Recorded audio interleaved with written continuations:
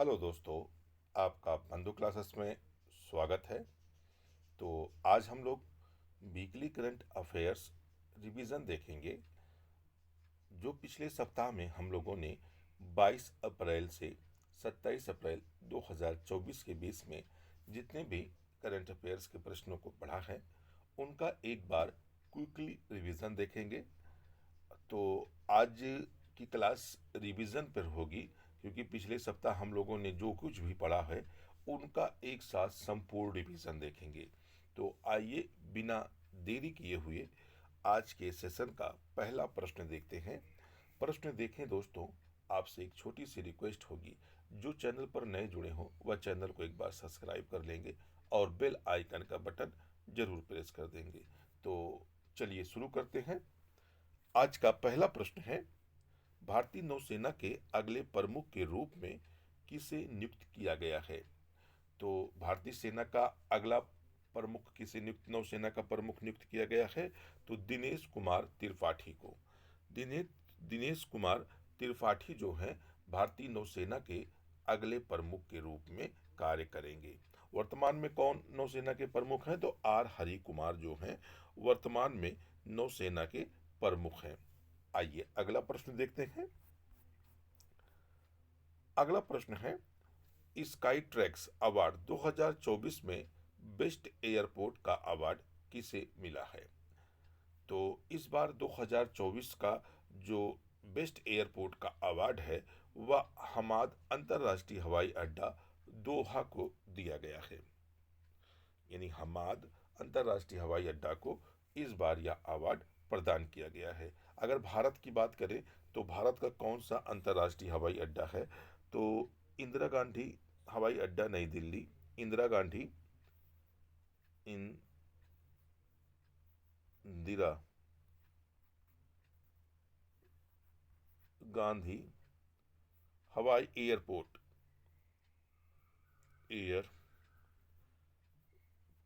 नई दिल्ली,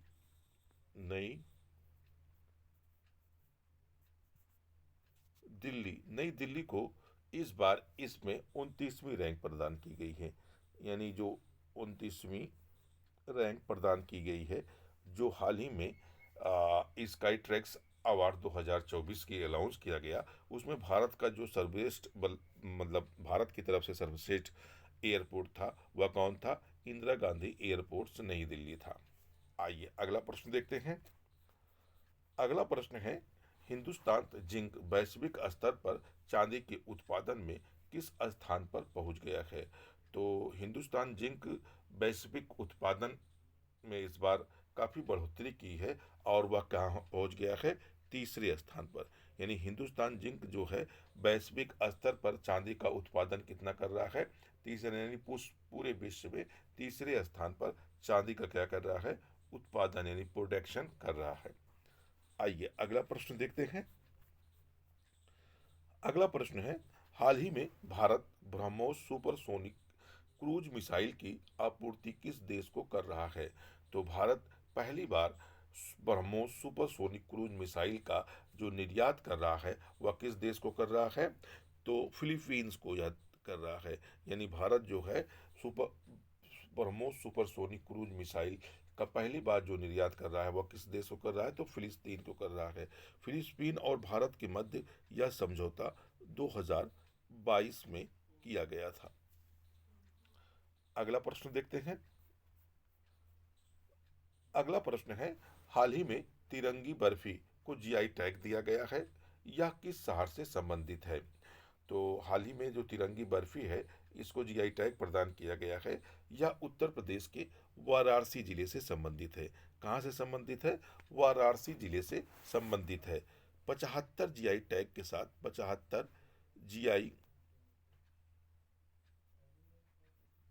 टैग के साथ 75 जीआई टैग के साथ उत्तर प्रदेश यानी यूपी पहले स्थान पर है।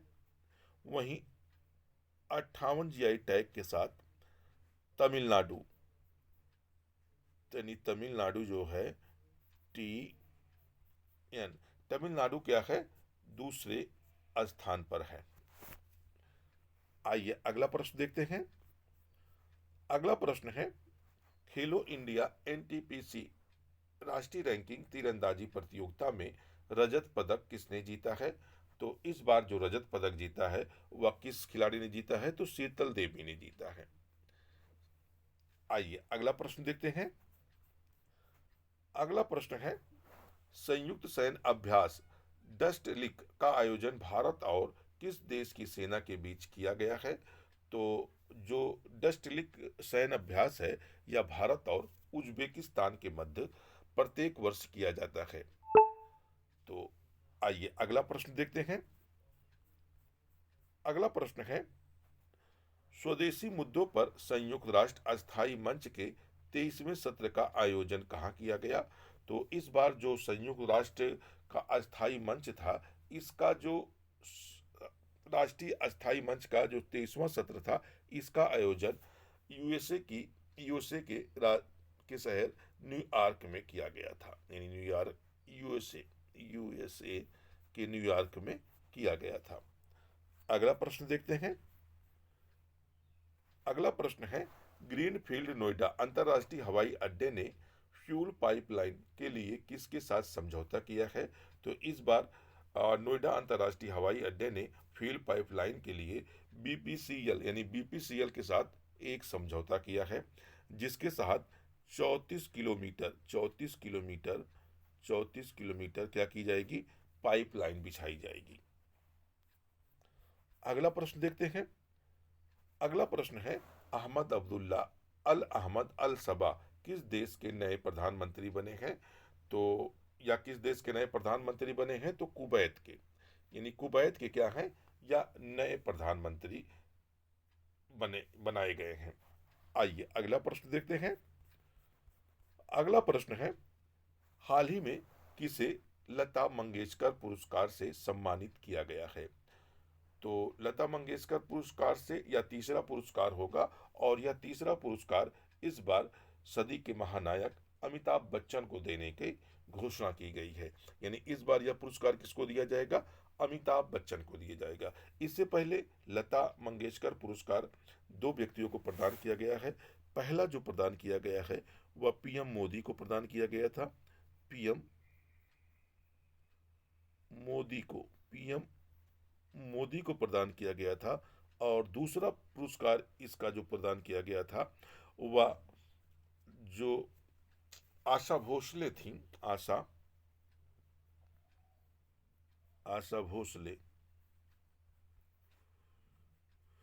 दूसरा पुरस्कार आशा भोसले को प्रदान किया गया था। और यह जो तीसरा पुरस्कार है किसे प्रदान किया गया? अमिताभ बच्चन को किया गया था। और इस पुरस्कार की जो शुरुआत थी वह लता मंगेशकर की स्मृति में वर्ष 2022 में की गई थी। यानी वर्ष 2022 में इस पुरस्कार की क्या की गई थी? शुरुआत की गई थी। आइए अगला प्रश्न देखते हैं।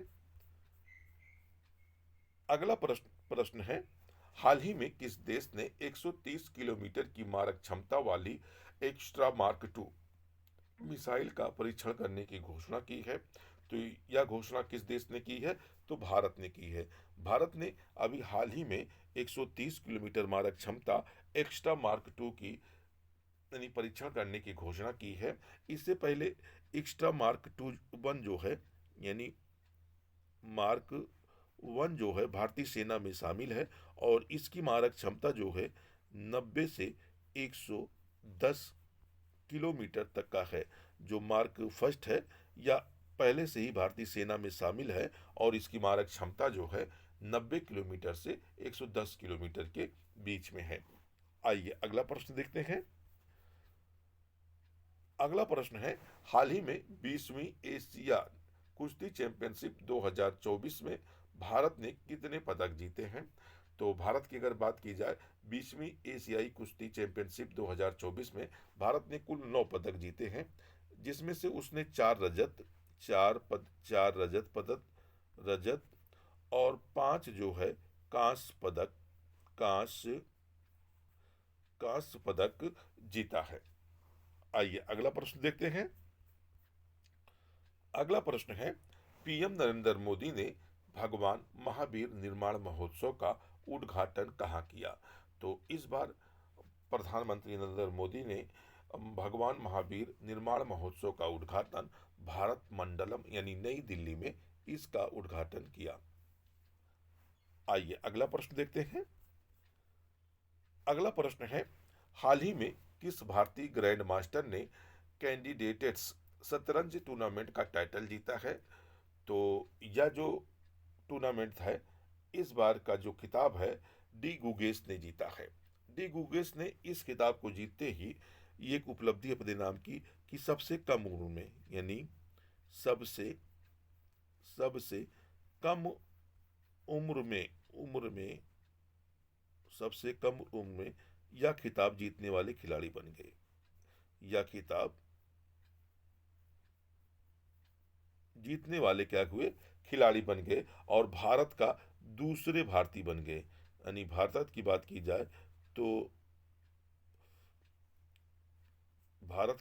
जाए तो ये दूसरे भारतीय बन गए जिन्होंने यह खिताब जीता। इससे पहले विश्व आनंद ने यह खिताब जीता था। आइए अगला प्रश्न देखते हैं। अगला प्रश्न है, हाल ही में जारी सिपरी रिपोर्ट के अनुसार सबसे ज्यादा सैन्य खर्च वाला देश कौन सा बना है? तो सिपरी के अनुसार सर्वाधिक जो सैन्य खर्च करता है वह कौन सा देश है? संयुक्त राज्य अमेरिका है जो सर्वाधिक सैन्य खर्च करता है। अगर चीन की बात की जाए तो यह दूसरे स्थान पर है सैन्य खर्च करने में। रूस की बात की जाए तो यह तीसरे स्थान में पर है सैन्य खर्च में। और भारत की बात की जाए तो भारत जो है चौथे स्थान पर है अपने सैन्य खर्च के मामले में। आइए अगला प्रश्न देखते हैं। अगला प्रश्न है, राष्ट्रीय रक्षा विश्वविद्यालय ने डिफेंस इनोवेशन के लिए किस देश के स्टारबस्ट एरोस्पेस के साथ हाथ मिलाया है? तो यह किस देश के साथ हाथ मिलाया है? तो फ्रांस के साथ। यानी फ्रांस देश के साथ उसने डिफेंस इनोवेशन को बढ़ावा देने के लिए यह समझौता किया हुआ है। अगला प्रश्न देखते हैं। अगला प्रश्न है, आईपीएल के इतिहास में 200 विकेट लेने वाले पहले गेंदबाज कौन बने हैं? तो ऐसी उपलब्धि हासिल करने वाले पहले गेंदबाज युजवेंद्र चहल बन गए हैं। कौन गेंदबाज बन गए हैं? युजवेंद्र चहल बन गए हैं। आइए अगला प्रश्न देखते हैं। अगला प्रश्न है, विश्व पुस्तक और कॉपीराइट्स दिवस प्रतिवर्ष कब मनाया जाता है? तो यह प्रत्येक वर्ष जो है 23 अप्रैल को मनाया जाता है। आइए अगला प्रश्न देखते हैं। अगला प्रश्न है, ज्वालामुखी माउंट एरेबस हाल ही में चर्चा में रहा, यह किस महाद्वीप पर स्थित है? तो जो माउंट एरेबस है, ज्वालामुखी माउंट एरेबस है, यह अंटार्कटिका महाद्वीप पर स्थित है। आइए अगला प्रश्न देखते हैं। अगला प्रश्न है, हाल ही में राष्ट्रीय पंचायत राज दिवस कब मनाया गया? तो राष्ट्रीय पंचायत राज्य दिवस प्रत्येक वर्ष जो है 24 अप्रैल को मनाया जाता है। अगला प्रश्न देखते हैं। अगला प्रश्न है, हाल ही में किस राज्य में दुर्लभ तितली नेप्टिस फिलारा खोजी गई है? तो इस दुर्लभ तितली की जो खोज की गई है वह अरुणाचल प्रदेश में की गई है। आइए अगला प्रश्न देखते हैं।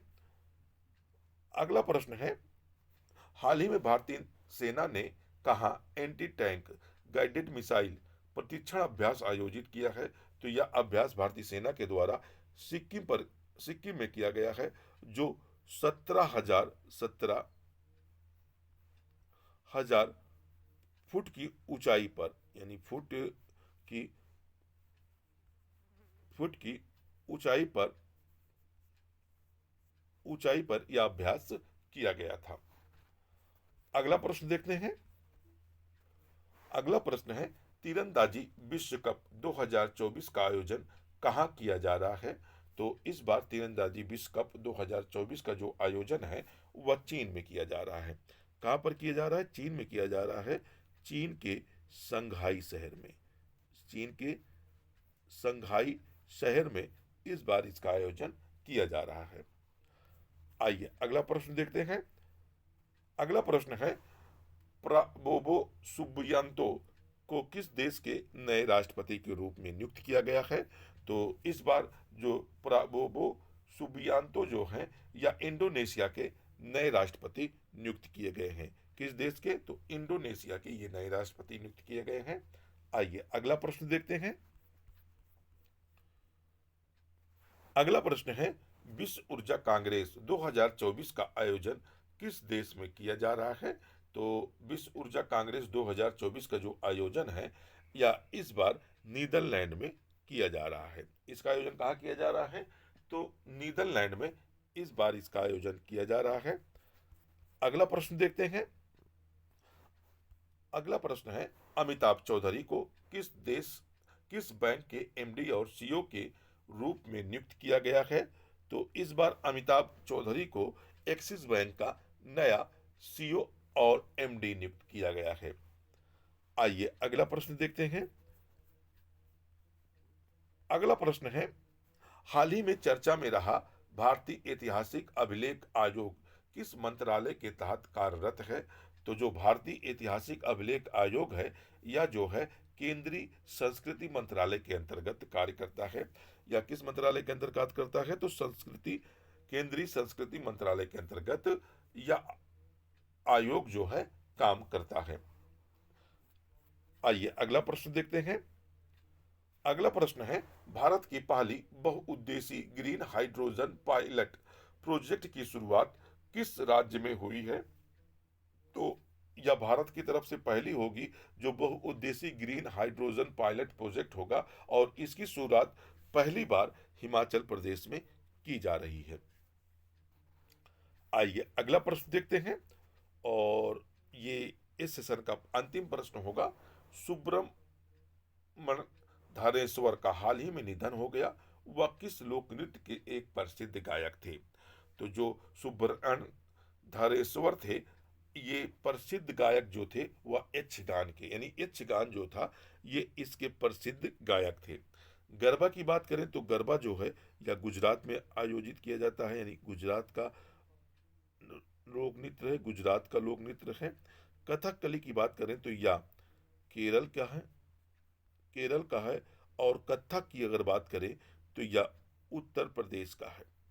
तो दोस्तों अगर आपको वीडियो पसंद आया हो तो वीडियो को लाइक करिएगा, शेयर करिएगा। चैनल पर नए जुड़े हो तो चैनल को सब्सक्राइब कर लीजिएगा, बेल आइकन का बटन जरूर प्रेस करिएगा। तो फिर मिलते हैं नए वीडियो के साथ नए सेशन में। जब तक के लिए धन्यवाद। जय हिंद दोस्तों।